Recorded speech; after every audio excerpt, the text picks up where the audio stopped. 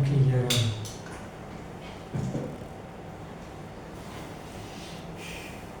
Ons praat vanmôre oor die uitnemendheid van Daniël.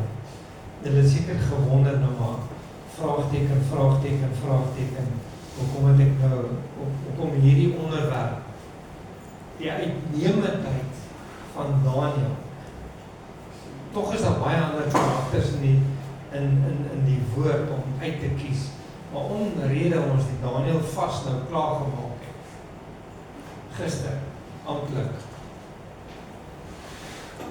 Was dit vir my een van die moeilikste vastydperke wat ek in die afgelope 12 jaar deurgegaan het. En ek het soveel uitdagings gehad en ek weet nie julle nie. Hoe julle het nie, klein sy nie. Het julle uitdagings gehad? So ek is nie die enigste ene nie. Baie hanteerbrake. En ek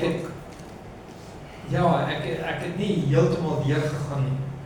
Moet ek eerlik sê, in die laaste 3,5 dae het ek dit nie gemaak as gevolg van die hitte nie. Ja. Ek het regtig swaar getrek. En toe het ek het gestop. Maar my hart is daar. Nou dit is hoekom dit nou paslik is om vanoggend oor die uitnemendheid van Daniël te kan praat, omrede ons die vastydperk klaar gemaak het. En dat ons dit kan afsluit, maar kan nie eintlik hierdie hoofstuk van Daniël afsluit nie. En ek wil hê ons moet vanmôre is 'n bietjie dieper as wat ons normaalweg het. Maar hierdie boodskap is 'n boodskap wat jy elke dag by jou in jou hart kan dra. Dis wat dit is. Stem jy saam? Wat jy kan uitleef elke dag om jouself toe te rus in die begin van die jaar om hierdie pad saam met Jesus te kan stap. Wat beteken uitnemendheid? Wat beteken dit? Excellent. Okay. Nee, maar jy het my goeders gelees, so jy kan nie praat nie. Oh, krapsje. Die Engelse spreek ons so lekker uit. Dis excellence. Nou excellence, nou hierdie kan ek vir ons lees wat sê die Engelse verder. Wat sê die woordeboek? Position of eminency, good qualities, great merits, virtue or goodness. Dis 'n mondvol. Maar dit beteken baie onderwyseres. Sy sê ja, dis 'n boek vol. So hierdie woord word gekoppel aan prestasie, is dit reg? Okay? Nou as jy nou gaan kyk is baie keer dink ek, nou sê ons, Jesusie, maar ek het my beste gedoen op skool, né? Is die ander? Ek het my beste gedoen op skool, het jy? Maar jy het jouself gemeet aan iemand wat nie so goed soos jy perform nie, maar binnekant sê jy het jou beste gelewer. Eintlik jok jy vir jouself? Want jy het jouself gemeet teenoor iemand anders wat nie so goed presteer nie. Hallo, doen ons dit? Ja, ons doen dit. Ons doen dit buitekant die skool ook. So ek praat nie net met die skoolkinders nie. So hierdie uitnemendheid, dis 'n persoonlike evaluasie wat jy doen. Dis niks met iemand anders te doen nie. Regtig, niks te doen nie. En dit gaan oor jou pogings, dit wat jy gedoen het. Nou het ek net 'n bietjie agtergrond wat ek nou besig is om te skep. Maar die Bybel praat van 'n ander uitnemendheid. Uitnemendheid wat in jou binnekamer begin. Is dit nou dieselfde? Dis excellence is excellence. Uitnemendheid is uitnemendheid. Maar kom ons vat dit in Daniël se konteks in en kyk hoe het hy dit uitgeleef? Nou, ek het 'n paar slagspreuke wat ek in bold, wat is bold? In hoofletters ingesit het, in my druksette. En ek wil hê, ons moet daai goeders bietjie huis toe vat, en dit miskien op jou yskas plak, of iets in daai lyn. Sodat jy dit kan waarneem, en jy jouself vir daai dag, of daai oomblik, kan toerus, in dit wat jy moet doen, stem jy saam? Ja. Nou een van hulle is, 'n lewe wat in die binnekamer gevorm word in die leeukuil bevestig. Ja. Wow, ek lees dit weer. 'n lewe wat in die binnekamer gevorm word in die leeukuil bevestig. Het ons leeukuile? Ons het. Alright, waar kom Daniel vandaan? Het julle julle Bybels gebring? Ja. Dankie tog. Dit is te swaar. Ja, dit is swaar. Maar jy's baie slim, jy kan dit eintlik memoriseer. Kom praat nou oud. Dankie oud. Kom ons gaan na Daniël 1 toe asseblief.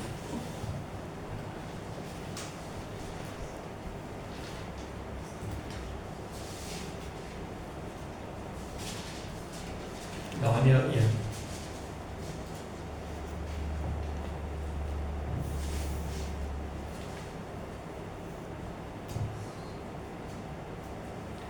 Okay, is julle met my? Ja.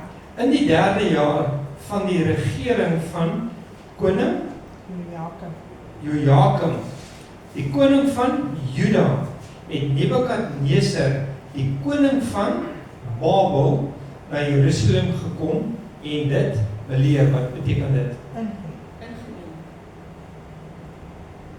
Sorry? Met hom aangeval. Hy het hom aangeval. Ja. Hy het hom oorheers. Okay, wat het toe gebeur? En die Here het Jojakim, die koning van Juda, in sy hand gegee met 'n gedeelte van die voorwerpe van die huis van God, en hy het hulle na die land Sinear gebring, in die huis van sy God, en die voorwerpe het hy in die skatkis van sy God gebring.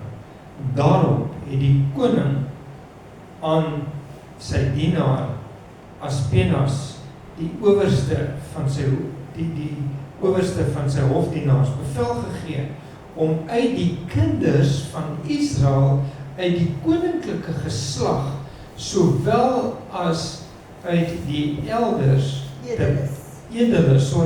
te bring. Jongseuns aan wie geen enkele, dis belangrik, liggaamsgebrek was nie, maar wat mooi van aansien was en vernuftig in allerlei wysheid en in besit van kennis en insig in wetenskap, en wat bekwaam was om die paleis van die koning te dien. Wat 'n koning? Nebukadneser. En om die skrif en die taal van die Galileërs te leer. Wow. Nou waar is hierdie, van wie was hy koning gewees, Nebukadneser? Die Here van Babylon. Okay? Dit was vandagse taal, Iran. Alright? Nou dit moet jy net in jou agterkop, want die klomp goeders wat nou gaan gebeur. Nou vra ons die vraag, waar kom hierdie naam vandaan? Waar die naam, waar kom Daniel vandaan? Wat het hy gedoen op daai stadium toe hulle oorgeneem was? En van hulle is gekies en uitgetrek en sê, jy moet kom. Nou as jy nou gaan dink, Daniel op daai stadium, hy was geleerde man, nee, hy was geleerd op daai oomblik. En hy was ook geleerd in die Torah. So hy het die skrifte geken. Ons gaan later sien waar hy verwysing doen na die skrifte. So hy is 'n persoon op sy jong ouderdom van aansien, wat alreeds daar was. Nou wat sê ek dit? Die aanneemlikheid wat ek vir jou probeer sê, jy is nie, dis nie op 'n verhoog bekend nie, of jy het dit nie ontvang nie. Maar sy naam, wat beteken Daniel? Wat beteken Daniel? God is my regter. Die ben gedeelte in Hebreëus beteken regter, en die laaste gedeelte El beteken God. So hulle die IE ingesit. Daniel. Dis waar sy naam vandaan kom. So hy was 'n persoon alreeds met hierdie, het hy gewerk daarvoor? Ja. So hierdie uitnemendheid wat ek vir jou probeer die prentjie skets is, dis nie 'n ding wat jy ontvang nie. Behalwe dat daar roeping op sy lewe was, gaan ons ook nou sien. Reg. Blaai vir my daarna Daniel 6 toe, net so. Ons gaan 'n bietjie skrifte gebruik hier so in Daniel 6. Vers 4, julle weet my. Toe het hierdie Daniel bo die ministers en die landvoorde uitgemunt, omdat 'n voortreffelike gees in hom was. 'n Voortreffelike gees op daai ouderdom, want hy is 'n persoon wat nie aansien van buite af gekry het nie. Maar hy het alreeds 'n verhouding met die Vader opgebou. En dis die boodskap wat ek vir jou wil kry. Toe is hulle nou mos in ballingskap weggeneem. Alright, is julle met my? Wil my net nie verloor vanmôre nie, ons gaan hierdie bussie so 'n bietjie ry.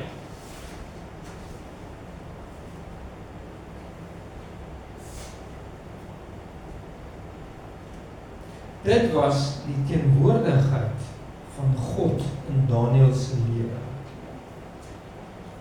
En wat hy met toewyding en kennis aan God geskenk het. So hierdie karaktertrekke wil ek hê jy moet hier in jou agterkoppie gaan onderstreep. Dis wat daar is. Gehoorsaamheid, gebed, toewyding. Daai drie. Alright, hou dit daar, moet dit nie verloor nie. Kyk, kom ons kyk na, ek het basies 5 hoogtepunte van Daniel uitgetrek, maar ek gaan nie regtig baie diep daar, maar ons gaan 'n bietjie daaroor praat. Nou die tweede ene is die vorm van aannemendheid. Wanneer was dit eintlik werklik gevorm? In die vastydperk. Want daar is nou nog karaktertrekke van aanneemlikheid wat na vore gekom het. Stem julle saam? Gaan na Daniel 9 toe. Daniel 9 vers 2.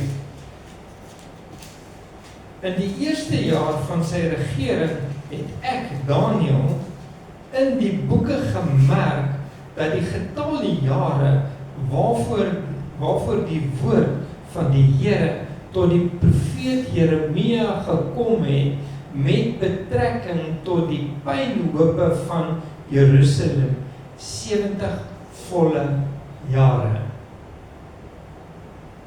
Dis interessant. Want hy het nou besef en hy het dit geleer, hierdie 70 jaar wat gaan gebeur, is die pyn waarin Jerusalem op daai stadium was. Vir 70 jaar. Alright. Wat het Daniel gedoen in daai tydperk? Alright. Hou net daai gedagte. Daniel lees die skrif. Hy verstaan die profetiese woord van Jeremia. Hy verstaan dit. Hy verstaan dat God se tydlyn word vervul in die woord. So nou net en nog 'n ding ook. Daniel was bekend as die profeet, nee. Jeremia was ook 'n profeet. So dis die vlak van aanneemlikheid waarin hy beweeg het. OK. So vas was 'n reaksie op die woord van God. Ja, amen. Dankie vir daai amen. Vas in sy lewe op baie stadium was 'n reaksie op die woord van God. Die derde vers, ook in Daniël 9, vers 3. En ek het my aangesig tot die Here God gerig om met vas en 'n roukleed en as my aan gebed en smeekende te wy. Wow. Wow. So hierdie vastydperk in Daniël 3, wat wys dit vir jou? Hy's nie selfsugtig nie. Hy's nie selfgeregverdig nie. Hy identifiseer met die sondes van die volk, sal jy dit saamstem? Ja. En hier is 'n dingetjie wat ek neergeskryf het. Die uitnemendheid is nie selfvertroue nie, maar verontmoediging. Amen. Dis wat hy gedoen het. Hy het homself verontmoedig in hierdie vastydperk. So hierdie is 'n klomp hoë punte wat uitstaan in Daniël se stap wat hy gehad het. Sy uitnemendheid. Alright. Nommer 3. Die uitnemendheid en die profetiese woord. Daniël soek eers God se barmhartigheid. Kom ons gaan terug na Daniël 2 toe. Hoofstuk 2.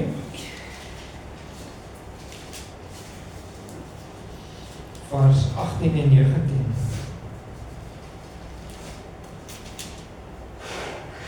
En dat hulle barmhartigheid van God van Israel moes afsmeek oor hierdie geheim, sodat hulle Daniël en sy metgeselle saam met die oorige wyse manne van Babel nie sou omring nie. En daarop is in die naggesig die geheim aan Daniël geopenbaar, tot Daniël die God van die hemel loof. Wow. So hy was 'n rukkie ontsteld ook gewees oor hierdie gesig wat hy gekry het, wat hy ontvang het. En dis deel van die profetiese woord wat hy ontvang het. So met ander woorde, Daniël het in hierdie tydperk dit nie dadelik ontvang nie. Hy het dit in sy binnekamer, waar die ander mense gekuier het en wat ook al, het hy dit in sy binnekamer ontvang. Dis wat hy gedoen het. Kyk, ons gaan 'n bietjie verder. Hier is nog 'n punt wat ek in bold gesit het, wat ons moet aanneem. Uitnemendheid praat waarheid met liefde sonder vrees. Jy het by baie plekke gekom wat jy sonder vrees, en ek dink Louise het ook al baie dit gedoen, sonder vrees, want sy opgestaan het en die woord gespreek het daar. Dis uitnemendheid, daai Louise. Kijk, ons gaan 'n bietjie aan. Onthou net God, hy is in beheer, al klink dit baie keer nie so nie. Hy is in beheer. Hy stel konings aan en hy stel hulle af. Nou gaan hulle moet sien wat gebeur hier. Dit is so. Hy het hulle aangestel. En hy stel hulle af. Dan kom 'n tydperk wat hy gaan afstel. Dit is so. So hy is in beheer daarvan. God is in control. Die vierde punt. Ons trek al 'n bietjie ver. In die binnekamer. Sy gebed, sy lewenswyse. Kom ons blaai weer na Daniël 6 vers 11. Ek net daarby kom. Vers 11. Daniël 6 vers 11. En hier is ons nou nog 'n stukkie wat is 'n beter woord van highlight? Kom jy Afrikaners? Ek het dit gehighlight, onderstreep ek het. Sorry? Beklemtoon, dankie. Wat in die binnekamer vasgelê word, hou jou staande in openbare storms. Dis 'n lekker ding daai, né? Daniël 6 vers 11. Ons gaan sien toe. Waar is ek nou? En net toe Daniël verneem dat die bevelskrif geskrywe was, het hy in sy huis gegaan en hy het in sy bokkamer vensters gehad wat oop was in die rigting van Jerusalem. Waar was hy? Hy was nie in Jerusalem nie. So daai vensters was oop en dit het gewys na Jerusalem. En hy het 3 maal op 'n dag op sy knieë geval en gebid en lofprysing uitgespreek voor sy God, net soos hy tevore gedoen het. Wow. Hierdie venster, as jy nou 'n bietjie gaan dink, hy het vir 70 jaar gebid. Waarvoor het hy ook gebid? Vir die herbou van Jerusalem. Want hy was so Jood. Ek gaan nou vertel wat het verder met hom gebeur. So hy het vir 70 jaar 3 keer 'n dag gebid. Sy venster ook. Onthou net daai tyd het daai koning Nebukadneser gekom, luister hierso, en toe het hulle hom daar uitkom haal uit sy bokkamer uit. Want hy het toe nie hulle God aanbid nie. Alright. Hou daai gedagte. Hou dit. Die nalatenskap van sy gebed. Dit wys hoop op herstel, sy verwysingsraamwerk vasgegryp aan God se beloftes. En sy beloftes. 70 jaar. 70 jaar. Sal ek en jy dit kan doen? 3 keer 'n dag. 3 keer 'n dag. Jy's oor 70? Ja. Okay, maar as jy dit vir 70 jaar, so jy gaan ouer as dit wees, 3 keer 'n dag moes bid vir die herstel en die opbou van Jerusalem. Dit neem tyd om dit te kan doen. Deursettings vermoë. Sorry? Deursettings vermoë. Yes. Okay, die laaste enetjie. Die leeukuil, die toets van uitnemendheid. Dis waaroor dit ons gaan in die einde van die dag. Ons gaan net 'n bietjie verder aan Daniël 6 vers 17. Waar is ek nou? Toe die koning bevel gegee en hulle het Daniël gebring en in die leeukuil gegooi. Die koning het begin spreek en vir Daniël gesê: mag jou God wat jy gedurig deur vereer jou verlos. Wat het toe gebeur? Hy is ingegooi. En God het die engele gestuur om die bekke van die leeu's toe te maak. Dis wat hy gedoen het. We serve an awesome God. En Daniël se gebed, kan jy ook sê, was 'n voorbereiding vir dit wat in die kuil gaan gebeur. Was dit nie? So hy het 'n absolute verhouding met God die Vader gehad om daardeur te kan gaan. Amen. As hulle vir my daar gaan ingooi. Nee, kyk, ek weet nie, ek sal nie vinniger as hy leeu's kan hardloop nie. Maar hulle is sterk en hulle is groot. Kyk as hy jou vat. En daai is groter leeu's as wat die Afrika leeu's was.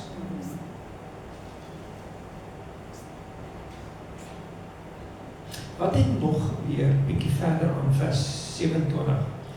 Deur my woord bevel gegee dat hulle in die hele magsgebied van die koninkryk moet bewe en suiwer voor die God van Daniël, want hy is die lewende God en hy bestaan in ewigheid en sy koninkryk is een wat nie vernietig kan word nie en sy heerskappy duur tot die einde toe. Amen. Wow. So wat het Nebukadneser gedoen? Absoluut. Hy moes toe besef het wat gebeur het en besef, wow, die God van Daniël is die God, die lewende God om te aanbid.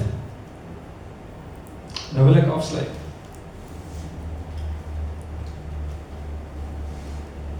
Dat is my nie vroeër nie, ne? Ons het nou gesien dat in hierdie tydperk, in die 70 jaar, was daar 4 konings gewees. Ok? Nebukadneser, die was daar nog, en net goeie sê. Dit het nou Belshazzar, Darius en koning Kores. So, hy het die ongeregtigheid nie betrokke geraak nie. Hy het nie ingegee nie, hy het gestaan. Amen. Vir daai 70 jaar het hy gestaan. Het hy teruggegaan na Jerusalem toe? Nee, hy het nie. Toe daai koning Kores vir hulle gesê het, luister hierson, toe hy nou hulle aangeval het vir Babylon en hy het hulle oorheers. Toe sê hy, ok, hierdie Jode, julle kan maar teruggaan. Hy het nie teruggegaan nie. Daniël het daar gebly, nog vir 3 jaar. Maar toe, die woord sê, hy was oud gewees. Maar dis nie waar Daniël gesterf het nie. Daniël het in Persië gesterf. Dis waar hy gesterf het. So, wat ek probeer sê is, die roeping op sy lewe, nou ek weet nie hoe oud was hy nie, daar was nie bepaling nie, maar die bepaling was daar, nadat hy gevange geneem is, om daar te gaan dien, het hy vir 70 jaar gedien. En hy het die geleentheid gehad, om terug te gaan Jerusalem toe, en hy het nie gegaan nie. En dis waar hy gesterf het. En ek dink dit is 3 jaar toe koning Hy was daar tot die eerste jaar van koning Kores. Die derde jaar sê die woord. Ok. So, hy was die hele tyd daar gewees en hy het gesterf op 'n ou ouderdom. So as ek kan aanneem, as ek sê Daniël was heel moontlik 25 jaar oud toe hulle gevange geneem het. En hy het 70 jaar, so hy was omtrent 95 jaar oud. Want die woord sê hy was oud gewees. Ok. En ek sluit af met hierdie konteks. En ek wil dit vir julle lees. Die uitnemendheid word nie in openbare sukses gebore nie. Luister wat ek vir julle sê. Dit word gevorm in vasgebed gehoorsaamheid en waarheid. Wie in die binnekamer buig, sal in die leeukuil staande bly. Net een amen. Hierdie is baie belangrik, en dis wat jy met huis toe vat. Daniël se lewe roep ons vandag tot wat? Terug na die woord van God toe, terug na jou binnekamer, terug na die onverdeelde verhouding met God die Vader. Dis wat hy het. Dis wat hy doen.